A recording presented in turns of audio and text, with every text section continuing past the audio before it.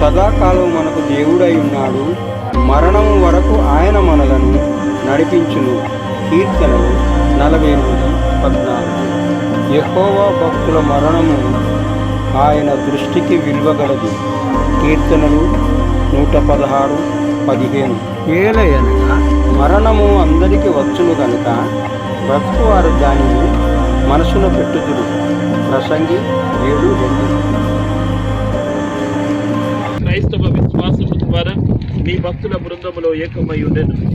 కావున ఇప్పుడు మీ ప్రేమ కరుణలచే మీ దూత బృంద గాన సాంగత్యమును అనుగ్రహింపుడు. మా ప్రభువైన క్రీస్తు ద్వారా ఈ మనవి చేయుచున్నాము.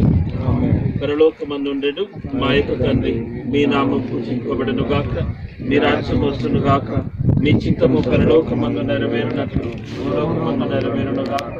నానాటికి కావలసిన మాయన్నము మాకు నేటికి ఇవ్వండి. మా యొద్ద అప్పుబడిన వారిని మీ మన్నించినట్లు మా అప్పులను మీరు మన్నించండి. మమ్మ శోధన యందు ప్రవేశించని ఒక కీడులో నుండి మమ్మ రక్షించండి. ప్రభు మీతో ఉందరుగాక. సర్వశక్తి గల సర్వేశ్వరుడు పిత పుత్ర పవిత్రాత్మ మరణించిన మన సోదరికి నిత్య విశ్రాంతిని దయచేయుదురుగాక.